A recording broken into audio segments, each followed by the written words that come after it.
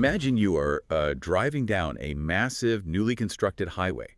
It's incredibly fast, connects everyone in the region, but suddenly, Now, there's always a but with these things. right, exactly. Suddenly the data comes in showing this massive spike in terrible high-speed accidents. So as a society, do we look at that crash data and decide our best option is to permanently ban all young drivers from ever using the roads? I mean, that would be the easy way out, wouldn't it? It would. Or Uh, do we finally turn our attention to the car manufacturers and force them to install seatbelts, airbags, and speed limiters? Right. Fixing the actual product. Exactly. That tension, between treating the symptom by banning the user versus treating the disease by fixing the product, that's the exact analogy at the heart of a highly provocative new leader from The Economist. It's titled, Let Them Scroll. Which is such a bold title right now. Oh, it really is. So today, we are taking a deep dive into their argument that banning teenagers from social media will actually do far, far more harm than good. It is a fundamentally counterintuitive stance, honestly. When you observe how emotionally charged this issue has become for parents and lawmakers globally, the instinct to protect is just completely overwhelming the conversation. Yeah, the panic is very real. It is. But The Economist is demanding we step back from that emotional panic. They want us to look critically at the actual mechanics and consequences of a blanket ban. Right. And before we get into the weeds of how these bans might backfire, I want to frame this for you, the listener. Yes, because we have a very specific mission today. We do. You asked us to look into this source material because you have a major debate coming up and you're working on mastering high-level B2 to C1 English. Which is fantastic, by the way. Totally. So as we go through the economist's arguments, we're going to pressure test them exactly the way your opponents will. We'll unpack the complex logic for and against these bans, equip you with natural advanced vocabulary and context, and arm you with rigorous questions to really dominate your own discussions. Policy debates require immense precision in language, and this piece offers a masterclass in that. But to effectively argue against a ban, you first have to understand the sheer scale of the political momentum behind it. It's massive, right? Oh, it's not just a fringe idea being debated in local town halls anymore. Politicians are moving incredibly fast. Like in December, Australia enacted legislation to stop under 16s from having accounts on Facebook, Instagram, and TikTok. Wow. And Australia is really just the tip of the spear, isn't it? Other major democracies are closely watching that. They absolutely are. A dozen other countries, including Britain and Spain, along with numerous American states, are actively considering similar legislation, and they have massive public backing. What do the numbers look like?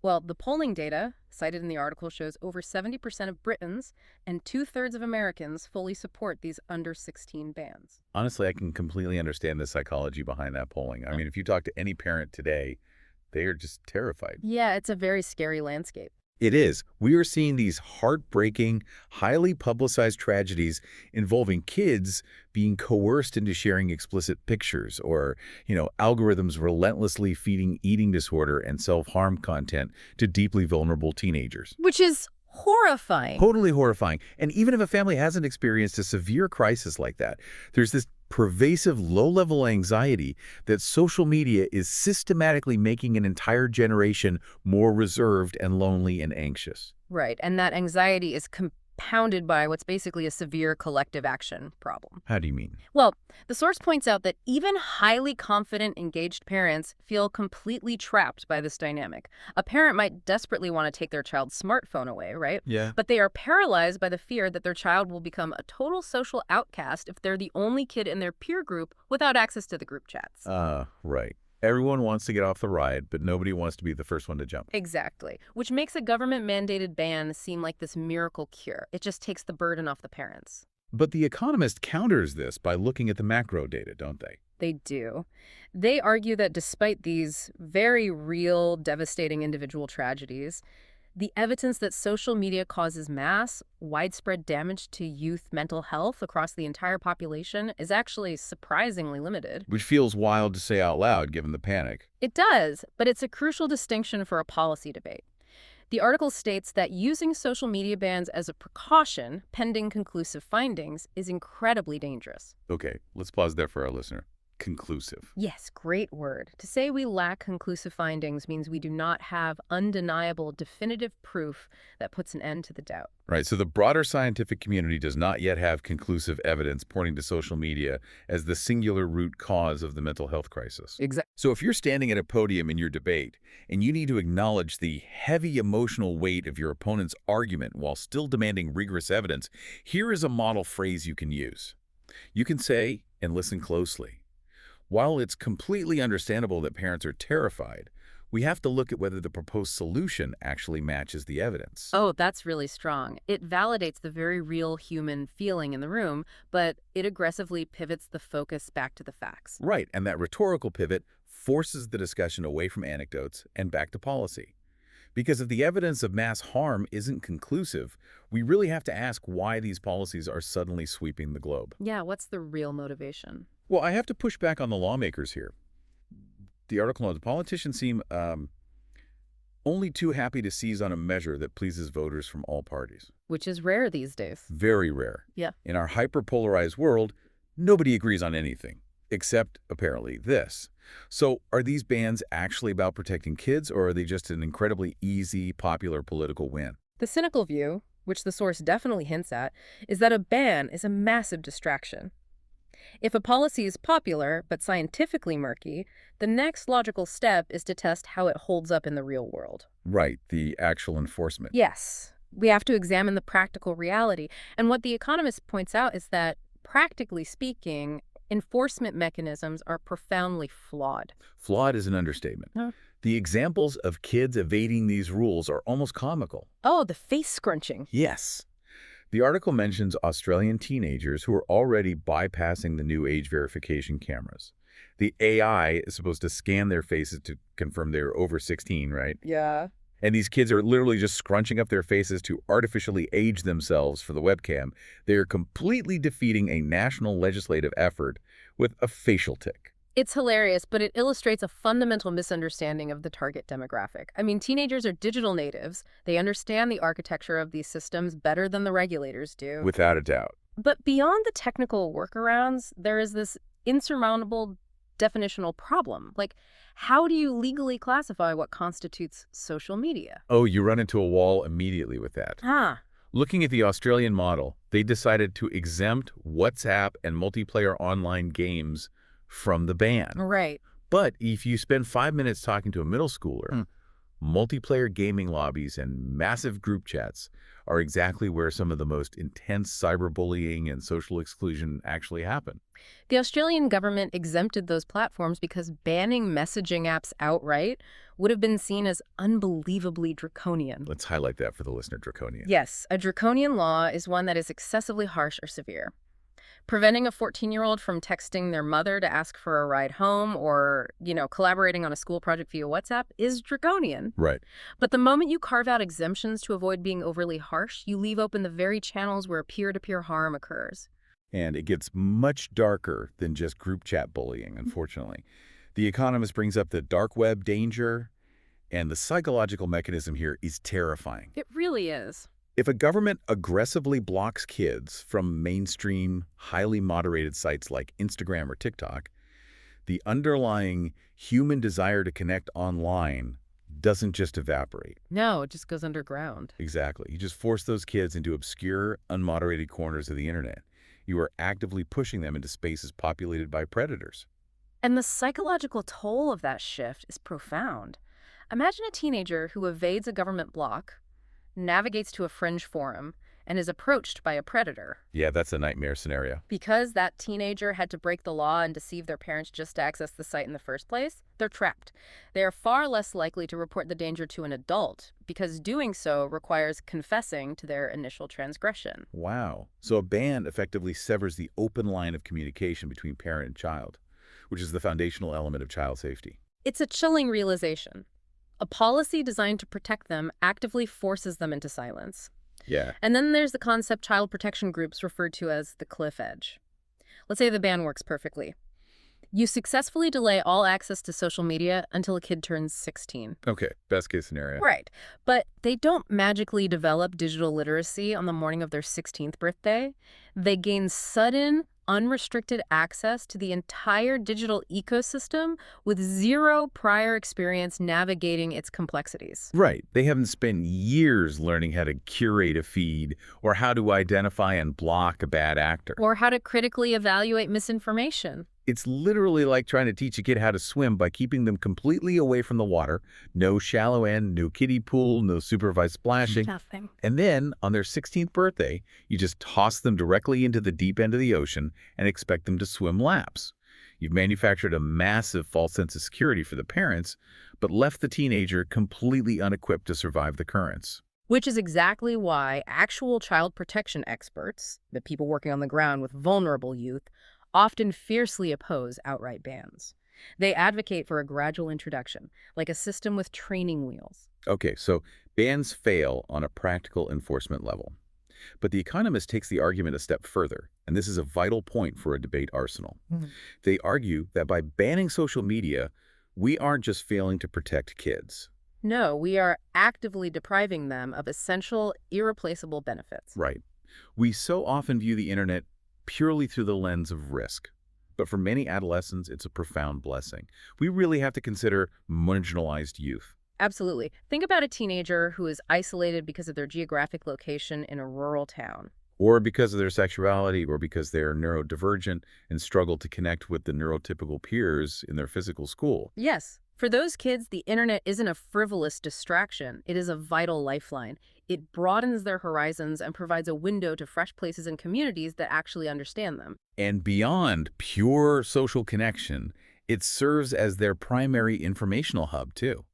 Social platforms are now the dominant mechanism by which young people obtain information and engage with current affairs. I mean, we can debate the quality of that information all day, Sure. but we cannot deny it is their global news source. The Economist highlights this generational shift perfectly. In the past, youngsters would just pick up their parents' printed newspapers off the kitchen table. Right, or they'd passively sit through the evening TV news bulletins while waiting for their favorite shows to start. Exactly. Those passive informational gateways are completely gone now. If you cut teenagers off from social media, you are effectively cutting them out of the global civic conversation. Which leads into what the article frames as the indoor reality check. This challenges a very persistent myth.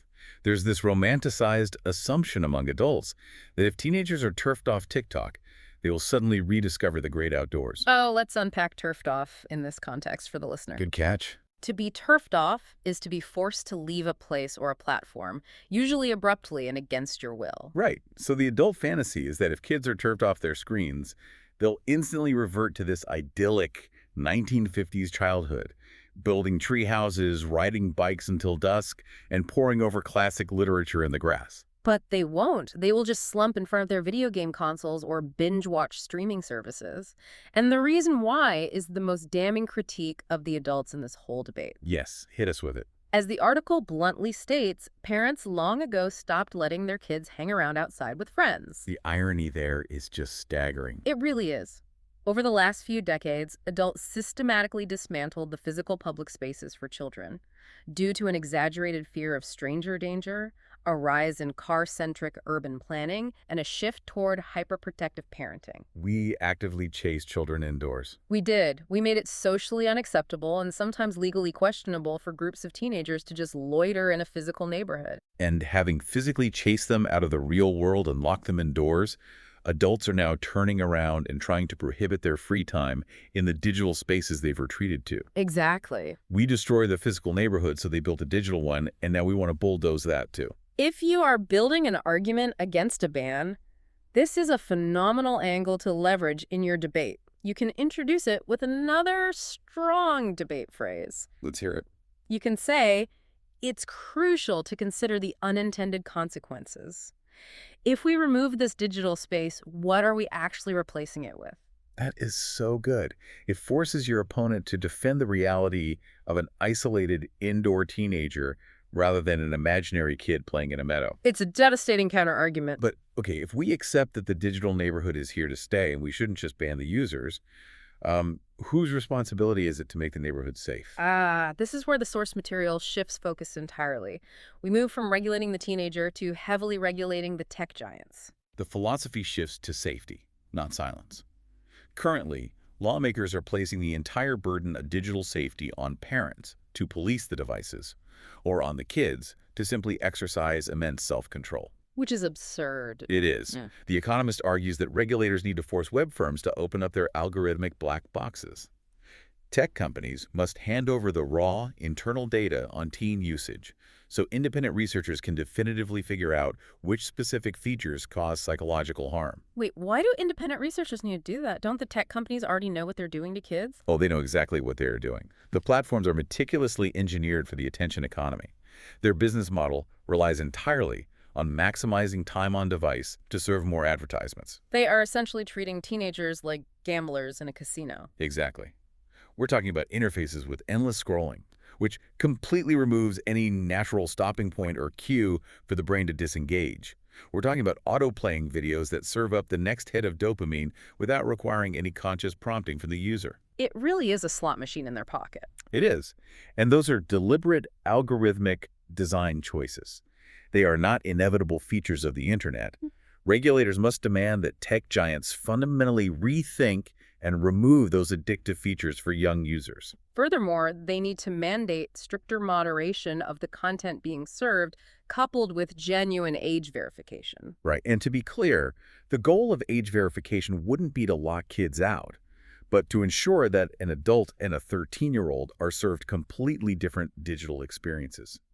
The kids need an ecosystem with actual guardrails built into the architecture. And this approach is gaining significant real-world traction, by the way. In America, we're seeing preparations for blockbuster trials where individuals who suffered harm as children are going to sue the platforms. Wow. Yeah, they intend to prove in court that the product design itself is liable. Hitting the companies where it hurts, their wallets. The European Union is taking a similar regulatory hammer to the problem, actually. They recently issued a preliminary ruling threatening massive structural fines against TikTok, specifically targeting its addictive features. Right. And because of this intense legal and financial pressure, we are finally seeing the major apps being cajoled into creating dedicated, safer teen accounts. Let's grab that word, cajoled. It perfectly captures the dynamic. To cajole someone is to persuade them to do something they initially fiercely resisted, usually through persistent coaxing or pressure. So the social media behemoths did not voluntarily choose to create safer teen accounts. No, they were cajoled into it by the looming threat of devastating European fines and American lawsuits. And this brings us right back to the political cowardice of a ban. If politicians just pass a law kicking teenagers off the internet, they are letting the massive tech monopolies completely off the hook. They are ducking the issue. Let's define ducking for our listeners. Yeah, ducking means actively avoiding a heavy responsibility or a complex task. Banning the user is the ultimate way of ducking the incredibly hard, complicated, and necessary work of regulating multi-billion-dollar technology companies. It goes right back to your highway analogy at the start. Exactly. Instead of punishing the consumer, we must regulate the product. If a local amusement park has a roller coaster with a terrible safety record, the state doesn't pass a law saying no teenagers are allowed inside the amusement park. No, they demand rigorous state-mandated safety inspections on the roller coasters. They force the park owners to redesign the tracks and build stronger lap bars. We do not ban the teens, we demand they fix the rides. And that paradigm shift from consumer prohibition to product safety regulation is the core thesis The Economist is advocating for. Society must commit to making the online time of teenagers as safe, educational, and rewarding as possible, rather than indulging in the fantasy that we can just opt an entire generation out of the modern digital world. Okay, let's synthesize all of this into actionable material for your debate prep. We promised you core takeaways, so let's distill this deep dive into 3 robust pillars you can use to build your case. First, bans create a dangerous false sense of security. They really do. They drive risky behavior underground to unmoderated sites, discourage kids from reporting predators, and leave them without the vital digital literacy skills they need when they inevitably hit the cliff edge at 16. Okay, second takeaway. Platforms, despite their severe flaws, provide irreplaceable social and informational benefits. For marginalized, neurodivergent, or geographically isolated youth, the internet is an essential lifeline. Yep. And taking it away forces them into an isolated indoor existence created by decades of adult urban planning. And third, the burden of safety must shift from the consumer to the creator. We have to stop putting the onus on parents and teens and force tech companies to eliminate their addictive, dopamine-driven design features through aggressive regulation and data transparency. Those three arguments provide a really comprehensive framework. They address the practical, the social, and the regulatory angles of the debate. Now, to help you practice anticipating your opponent's moves, here are 3 high-level discussion questions you can bring to your group to spark a rigorous debate. Ready? Question 1. Is it fundamentally hypocritical for adults to ban teenagers from using apps that the adults themselves use constantly for networking and news? Oh, that's a good one. Question 2. How can a government legally and practically distinguish between a safe digital space needed for homework or family communication and a harmful social media platform without being incredibly draconian? And question 3. Who bears the ultimate responsibility for a teenager's mental health in the digital age? The parent, the state, or the algorithm? Take those questions, pressure test your arguments, and utilize your new vocabulary. Absolutely. But before we wrap up today, The Economist leaves us with one final, incredibly provocative thought looking toward the horizon. Yeah, it's a sobering reality check.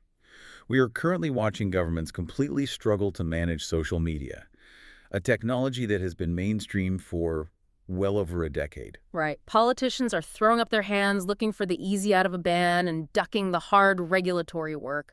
So if lawmakers cannot figure out how to tame the endless scroll of a basic app today, what hope do they possibly have of safely guiding teenagers through the incoming, far more powerful and completely unpredictable era of artificial intelligence? If we can't figure out seatbelts for the highway we are currently driving on, what on earth happens when the flying cars arrive? Think about it. Good luck on your debate.